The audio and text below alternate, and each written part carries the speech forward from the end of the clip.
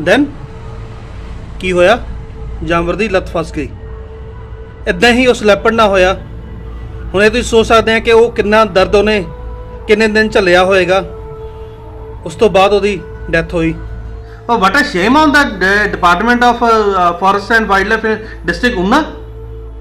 ਜਿਸਲੇ ਤੁਹਾਨੂੰ 6 ਤਰੀਕ ਨੂੰ ਪਤਾ ਹੀ ਲੱਗ ਗਿਆ ਲੈਪਰ ਟ੍ਰੈਪ 'ਚ ਫਸਿਆ ਆ, ਤੁਹਾਨੂੰ ਨੀਂਦ ਕਿੱਦਾਂ ਆ ਗਈ ਕਰ ਜਾ ਕੇ ਯਾਰ? ਤੁਹਾਨੂੰ ਨੀਂਦ ਆ ਗਈ ਕਰ ਜਾ ਕੇ? ਜਾਨਵਰ ਦੇ ਪੈਰ ਦੇ ਨਾਲ ਇੱਕ ਤੁਸੀਂ ਸੋਚ ਸਕਦੇ ਮੈਟਲ ਦਾ ਇੱਕ ਫੰਦਾ ਫਸਿਆ ਆ, ਉਹਨੂੰ ਘੜੀਸ ਕੇ ਲੈ ਕੇ ਜਾਂਦਾ ਪਿਆ। ਉਹ ਤੁਸੀਂ ਦੇਖ ਕੇ ਜਾ ਕੇ ਰਾਤ ਨੂੰ ਸੌ ਗਏ। ਇਹ ਜਿਹੜਾ ਗਾਰਡ ਜਿਹੜੇ ਗਾਰਡ ਦਾ ਰੇਂਜਰ ਦੇ ਏਰੀਆ 'ਚ ਹੋਇਆ ਠੱਠਲ ਦੇ ਵਿੱਚ ਅੰਬ ਦੇ ਵਿੱਚ ਔਰ ਡਿਸਟ੍ਰਿਕਟ ਊਨਾ, ਠੀਕ ਹੈ। ਜਦੋਂ ਮੈਨੂੰ ਪਤਾ ਹੈ ਇਹ, ਜਦੋਂ ਮੈਨੂੰ ਇਹ ਕਹੇਗਾ ਨਾ ਇਹਨੂੰ ਕਿੱਦਾਂ ਜਵਾਬ ਦੇਣਾ, ਮੈਨੂੰ ਜਵਾਬ ਵੀ ਦੇਣਾ ਆਉਂਦਾ ਹੈ। ਸੋ ਇਹ ਹਾਲ ਆ ਜਿਹੜਾ ਸਾਡੇ ਨੇਬਰਿੰਗ ਸਟੇਟ ਹੈਗੀ ਆ ਹਿਮਾਚਲ, ਉਹਦੀ ਵਾਈਲਡ ਲਾਈਫ ਪ੍ਰੋਟੈਕਸ਼ਨ ਦਾ ਗਾਰਡ ਜਾਂ ਵਾਈਲਡ ਲਾਈਫ ਗਾਰਡ ਉੱਥੇ ਦਾ ਹੈਗਾ। ਉਹਨੂੰ ਸ਼ਰਮ ਆਉਣੀ ਚਾਹੀਦੀ ਆ, ਬਹੁਤ ਜ਼ਿਆਦਾ ਸ਼ਰਮ ਆਉਣੀ ਚਾਹੀਦੀ ਆ। ਔਰ ਉਸ ਦੇ ਜਿਹੜਾ ਰੇਂਜ ਦਾ ਇੰਚਾਰਜ ਆ ਉੱਥੇ ਦੀ ਦਾ, ਉਹਨੂੰ ਵੀ ਸ਼ਰਮ ਆਉਣੀ ਚਾਹੀਦੀ ਹੈ। ਔਰ DFO ਨੂੰ ਉਹਨਾਂ ਨੂੰ ਪੁੱਛਣਾ ਚਾਹੀਦਾ ਹੈ ਕਿ ਉਹਨਾਂ ਦੀ ਡਿਊਟੀ ਕੀ ਬਣਦੀ ਆ। ਇਹ ਬੜੀ ਵੱਡੀ ਨੈਗਲੀਜੈਂਸ ਆ ਇਹ। ਮੈਂ ਤਾਂ ਇਹ ਕਹਿੰਦਾ technical killing of the forest and the wildlife ਆ। ਉਹ ਕਮਲਿਓ, ਕਾਨੂੰਨ ਇੱਕ ਲਹਿਦੀ ਗੱਲ ਆ, ਕਿਤੋਂ ਛਪਾ ਲੂੰਗੇ? ਪਰਮਾਤਮਾ ਵੀ ਤੁਹਾਨੂੰ ਦੇਖਦਾ ਆ। ਜਿਸ ਚੀਜ਼ ਦੀ ਤੁਹਾਡੀ ਡਿਊਟੀ ਆ, ਠੀਕ ਹੈ, ਜਿਸ ਚੀਜ਼ ਤੋਂ ਰੋਟੀ ਖਾ ਰਹੇ ਆ, ਜਿਸ ਚੀਜ਼ ਤੋਂ ਤੁਹਾਡਾ ਪਰਿਵਾਰ ਪਲਦਾ ਪਿਆ, ਤੁਹਾਡੇ ਬੱਚੇ ਪਲਦੇ ਪਏ, ਉਹਦੇ ਸਕੂਲਾਂ ਦੀਆਂ ਫੀਸਾਂ ਜਾਂਦੀਆਂ ਪਈਆਂ, ਡੁੱਬ ਕੇ ਮਰ ਜਾਣਾ ਚਾਹੀਦਾ ਤੁਹਾਨੂੰ। ऊना के ठट्ठल गांव में हुए तेंदुए के शिकार पर लीपापोती हो गई है। वन्य जीव प्रेमी भी हिमाचल सरकार के इस रवैये से खासे आक्रोश में हैं।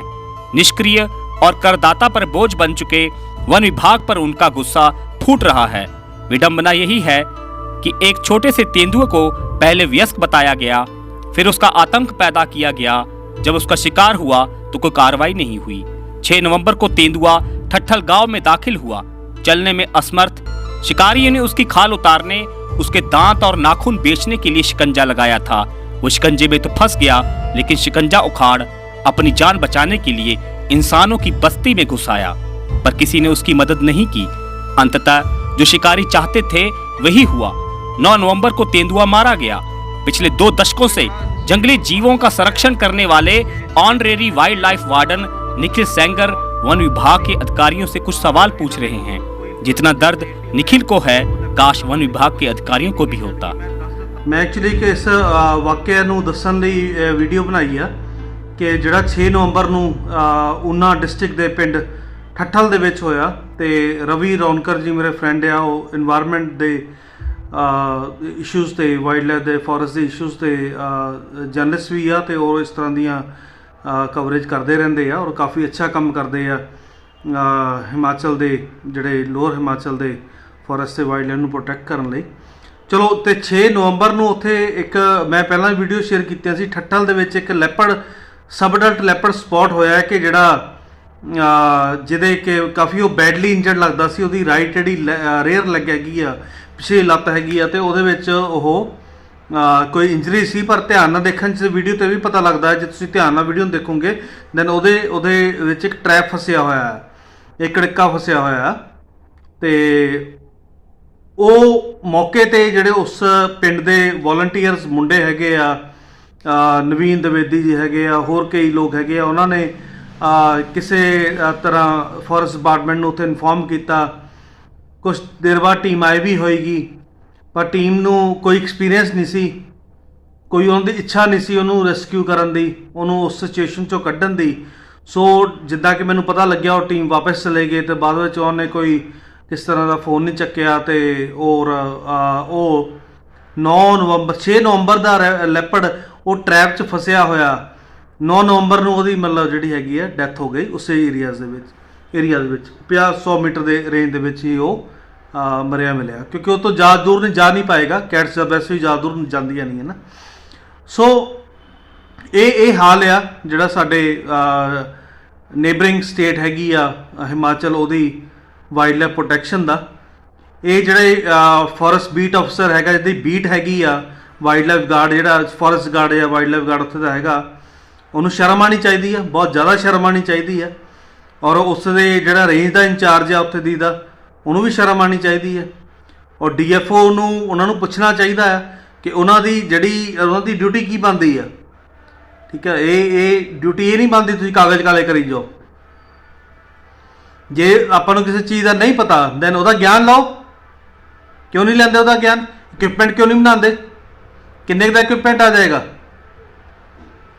ਤੁਹਾਡੀ ਇੱਕ ਤਨਖਾਹ ਜਿੰਨਾ ਇਕਵਿਪਮੈਂਟ ਆ ਜਾਏਗਾ, 5 ਸਾਲ ਮੁੱਕੇਗਾ ਨਹੀਂ। ਸੋ ਇਹ ਬੜੀ ਵੱਡੀ ਨੈਗਲੀਜੈਂਸ ਆ। ਇਹ ਮੈਂ ਤਾਂ ਇਹ ਕਹਿੰਦਾ technical killing of the forest and the wildlife ਆ ਕਿ 6 ਨਵੰਬਰ ਰਾਤ ਨੂੰ ਪਤਾ ਲੱਗਣ ਤੋਂ ਬਾਵਜੂਦ ਵੀ ਇਹਨਾਂ ਦੇ ਕੋਲ ਕੋਈ ਇਨਫਰਾਸਟ੍ਰਕਚਰ ਕ੍ਰੀਏਟ ਨਹੀਂ ਹੋਇਆ।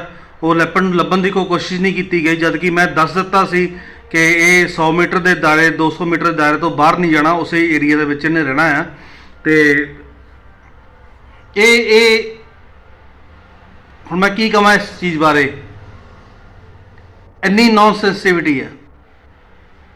ਅਸੀਂ ਗੱਲਾਂ ਕਰਦੇ ਕਲਾਈਮੇਟ ਚੇਂਜ ਦੀਆਂ ਜਾਂ ਕਾਹਦੀਆਂ ਜਾਂ ਪਰਿਆਵਰਨ ਇੱਦਾਂ ਹੋ ਜਾਣਾ। ਉਹ ਜਿਹੜਾ ਲੈਪਰਡ ਦਾ ਬੱਚਾ ਇੱਕ ਇਕੋਸਿਸਟਮ ਆਪਣੇ ਆਪ 'ਚ ਇੱਕ ਇਕੋਸਿਸਟਮ ਆ। ਹੁੰਦਾ ਕੀ ਆ ਕਿ ਮੈਂ ਆਪਣੇ ਗਰੁੱਪ ਦੇ ਉਹ ਮੈਂਬਰਸ ਨੂੰ ਦੱਸਣਾ ਚਾਹੁੰਦਾ ਕਿ ਜਿਹੜੇ ਸਿਰਫ ਘੁੰਮਦੇ ਹੀ ਨਹੀਂ ਜੰਗਲਾਂ ਦੇ ਵਿੱਚ ਔਰ ਵਾਈਲਡ ਲਾਈਫ ਪ੍ਰੋਟੈਕਸ਼ਨ ਜਾਂ ਕੰਜ਼ਰਵੇਸ਼ਨ ਵੀ ਕਰਦੇ ਆ।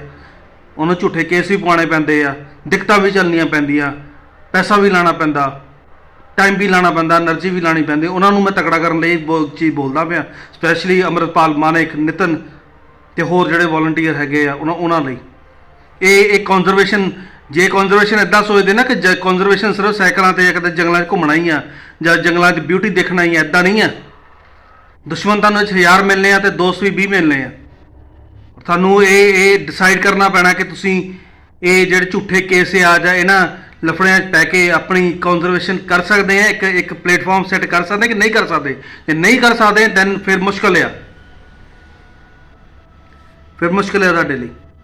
ਜੇ ਕਰ ਸਕਦੇ ਆ ਦੈਨ ਉਹਦੇ ਲਈ ਰੈਡੀ ਰਹੋ, ਉਹਦੇ ਤਕੜੇ ਹੋ, ਆਪਣੇ ਜੋਸ਼ ਲੈ ਕੇ ਆਓ। ਚੀਜ਼ਾਂ ਇੱਦਾਂ ਨਹੀਂ ਹੁੰਦੀਆਂ। ਰਵੀ ਰੌਣਕਰ ਜੀ ਪਤਾ ਨਹੀਂ ਕਿੰਨੇ ਇਹਨਾਂ ਨੇ ਜਿਹੜੇ ਮਾਈਨਿੰਗ ਦੇ, ਫੋਰੈਸਟ ਮਾਫੀਆ ਦੇ ਜਾਂ ਫੋਰੈਸਟ ਫਾਇਰ ਦੀਆਂ ਚੀਜ਼ਾਂ ਐਕਸਪੋਜ਼ ਕੀਤੀਆਂ ਉੱਥੇ। ਇਹ ਸੌਖੀਆਂ ਨਹੀਂ ਹੁੰਦੀਆਂ, ਦੇਖਣੀਆਂ ਸੌਖੀਆਂ ਹੁੰਦੀਆਂ। ਠੀਕ ਆ, ਇਹ ਜਿਹੜਾ ਗਾਰਡ ਜਿਹੜੇ ਗਾਰਡ ਦਾ ਰੇਂਜਰ ਦੇ ਏਰੀਆ 'ਚ ਹੋਇਆ ਠੱਠਲ ਦੇ ਵਿੱਚ, ਅੰਬ ਦੇ ਵਿੱਚ ਔਰ ਡਿਸਟ੍ਰਿਕਟ ਊਨਾ। ਠੀਕ ਆ, ਜਦੋਂ ਮੈਨੂੰ ਪਤਾ ਹੈ ਇਹ, ਜਦੋਂ ਮੈਨੂੰ ਇਹ ਕਹੇਗਾ ਨਾ ਇਹਨੂੰ ਕਿੱਦਾਂ ਜਵਾਬ ਦੇਣਾ, ਮੈਨੂੰ ਜਵਾਬ ਵੀ ਦੇਣਾ ਆਉਂਦਾ ਹੈ। ਕਿੱਦਾਂ ਦੇਣਾ ਉਹ ਵੀ ਆਉਂਦਾ ਹੈ, ਕੋਰਟ 'ਚ ਵੀ ਦੇਣਾ ਆਉਂਦਾ ਹੈ, ਫੋਰੈਸਟ ਡਿਪਾਰਟਮੈਂਟ 'ਚ ਵੀ ਦੇਣਾ ਆਉਂਦਾ ਹੈ। ਸੋ ਤੁਹਾਨੂੰ ਵੀ ਇਹਦੇ ਤਿਆਰ ਹੋਣਾ ਪੈਣਾ, ਤਾਂ ਤੁਸੀਂ ਅੱਗੇ ਕੰਜ਼ਰਵੇਸ਼ਨ ਕਰ ਪਾਓਗੇ। ਕੁਛ ਸ਼ਰਮ ਇੱਕ ਹੁੰਦਾ। ਦੇਖੋ ਮੈਂ ਚੀਜ਼ ਜਾਣਦਾ ਹੈ ਕਿ ਹੁਣ ਕਿ ਜਿਸਲੇ ਮੁੱਦਾ ਚੱਕਣਾ ਤੇ ਡੀਐਫਓ ਸਾਹਿਬ ਨੇ ਉਹਨਾਂ ਨੂੰ ਸਸਪੈਂਡ ਕਰ ਦੇਣਾ, ਕੀ ਹੋ ਜਾਏਗਾ ਸਸਪੈਂਡ ਕਰਨ ਦੇ ਨਾਲ? ਮੈਂ ਤਾਂ ਕਹਿੰਦਾ ਨੈਤਿਕ ਤੌਰ ਤੇ, ਜੇ ਇੱਕ ਨੈਤਿਕ ਤੌਰ ਤੇ ਉਹਨੂੰ ਗਾਰਡ ਨੂੰ ਕੋਈ ਜਾਂ ਰੇਂਜਰ ਨੂੰ ਕੋਈ ਸ਼ਰਮ ਹੈਗੀ ਆ, ਦੈਨ ਉਹਨਾਂ ਨੂੰ ਚਾਹੀਦਾ ਆਪਣੇ ਮਹੀਨੇ ਦੀ ਇੱਕ ਤਨਖਾਹ ਜਿਹੜੀ ਹੈਗੀ ਆ, ਆਪਣੀ ਮਹੀਨੇ ਦੀ ਇੱਕ ਸੈਲਰੀ ਆ, ਉਹ ਵਾਈਲਡ ਲਾਈਫ ਰੈਸਕਿਊ ਲਈ ਇਕਵਿਪਮੈਂਟ ਬਾਏ ਕਰਨ ਲਈ ਲਾ ਲਵੇ। ਉਹ ਕਮਲਿਓ, ਕਾਨੂੰਨ ਇੱਕ ਲਹਿਦੀ ਗੱਲ ਆ, ਕਿਤੋਂ ਛਪਾ ਲੂੰਗੇ? ਪਰਮਾਤਮਾ ਵੀ ਤੁਹਾਨੂੰ ਦੇਖਦਾ ਆ। ਜਿਸ ਚੀਜ਼ ਦੀ ਤੁਹਾਡੀ ਡਿਊਟੀ ਆ, ਠੀਕ ਹੈ, ਜਿਸ ਚੀਜ਼ ਤੋਂ ਰੋਟੀ ਖਾ ਰਹੇ ਆ, ਜਿਸ ਚੀਜ਼ ਤੋਂ ਤੁਹਾਡਾ ਪਰਿਵਾਰ ਪਲਦਾ ਪਿਆ, ਤੁਹਾਡੇ ਬੱਚੇ ਪਲਦੇ ਪਏ, ਉਹਦੇ ਸਕੂਲਾਂ ਦੀਆਂ ਫੀਸਾਂ ਜਾਂਦੀਆਂ ਪਈਆਂ, ਉਸ ਚੀਜ਼ ਨੂੰ ਪ੍ਰੋਟੈਕਟ ਕਰਨ ਲਈ ਤੁਸੀਂ ਸਾਡੇ ਕੋਲ ਇੱਕ ਜਿਹੜੇ ਹੈਗੇ ਐਨੀਮਲ ਪੋਲ ਟ੍ਰੈਪ ਨਹੀਂ ਲੈ ਹੁੰਦੇ, ਉਸ ਚੀਜ਼ ਤੇ ਤੁਸੀਂ ਜਾਨ ਨਹੀਂ ਲਾਉਂਦੇ। ਡੁੱਬ ਕੇ ਮਰ ਜਾਣਾ ਚਾਹੀਦਾ ਤੁਹਾਨੂੰ।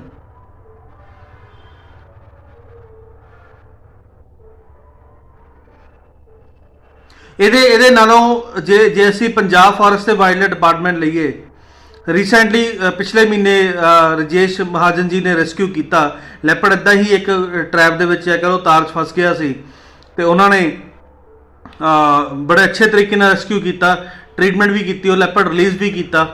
ਪਹਿਲਾਂ ਮੈਨੂੰ ਇਹ ਲੱਗਿਆ ਸੀ ਸ਼ਾਇਦ ਉਹ ਲੈਪਰਡ ਵਿਲੇਜਰ ਦੇ ਪ੍ਰੈਸ਼ਰਸ ਕਰਕੇ ਕਰਨਾ ਪੈ ਗਿਆ। ਮੈਂ ਉਹਨਾਂ ਨੂੰ ਉਸसे ਸਵਾਲ ਵੀ ਪੁੱਛਿਆ, ਮੈਂ ਕਿਹਾ ਕਿਉਂ ਸਵਾਲ ਪੁੱਛਣਾ, ਮੇਰਾ ਰਾਈਟ ਹੈ, ਮੈਂ ਆਨਰਰੀ ਵਾਈਲਡ ਲਾਈਫ ਵਾਰਡਨ ਹੈ, ਕਿਉਂ ਨਹੀਂ ਪੁੱਛੂੰਗਾ? ਪੁੱਛੂੰਗਾ, ਬਿਲਕੁਲ ਪੁੱਛੂੰਗਾ, 1000 ਵਾਰ ਪੁੱਛੂੰਗਾ। ਵਾਈਲਡ ਲਾਈਫ ਐਕਟ ਨੂੰ ਜਾਣਦਾ, ਫੋਰੈਸਟ ਐਕਟ ਨੂੰ ਜਾਣਦਾ। ਮੇਰੀ ਵੀ ਦੇਸ਼ ਹੈ, ਮੇਰਾ ਵੀ ਕੰਟਰੀ ਹੈ, ਮੇਰੀ ਵੀ ਵਾਈਲਡ ਲਾਈਫ ਹੈ, ਮੇਰਾ ਵੀ ਫੋਰੈਸਟ ਹੈ। ਉਹਨਾਂ ਨੇ ਵਧੀਆ ਐਕਸਪਲੇਨ ਕੀਤਾ, ਚੀਫ ਵਾਈਲਡ ਲਾਈਫ ਵਾਰਡਨ ਸਾਹਿਬ ਨਾਲ ਗੱਲ ਹੋਈ, ਉਹਨੇ ਵਧੀਆ ਐਕਸਪਲੇਨ ਕੀਤਾ। ਲੈਪਰਡ ਪ੍ਰੋਪਰ ਵੇ ਨਾਲ ਰੈਸਕਿਊ ਕੀਤਾ ਗਿਆ।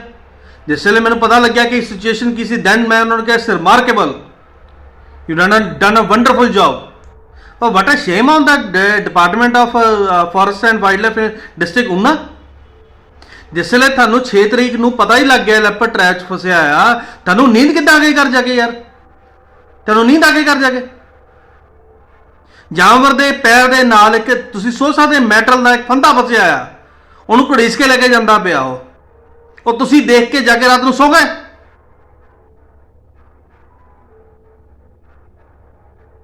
ਇਹਨੂੰ ਬੋਲਦੇ ਸੁਸਾਇਟੀ ਦਾ ਪਤਨ, ਇਹਨੂੰ ਬੋਲਦੇ ਸੁਸਾਇਟੀ ਦੀ ਸੈਂਸਿਟੀਵਿਟੀ, ਇਹਨੂੰ ਬੋਲਦੇ ਆਪਣੀ ਅੱਖਾਂ ਮੋਰੇ ਰੇਪ ਹੁੰਦਾ ਦੇਖਣਾ ਨੇ ਫੋਰੈਸਟ ਤੇ ਵਾਈਲਡ ਲਾਈਫ ਦਾ, ਰੇਪ ਹੁੰਦਾ ਦੇਖਣਾ ਸੁਸਾਇਟੀ ਦਾ।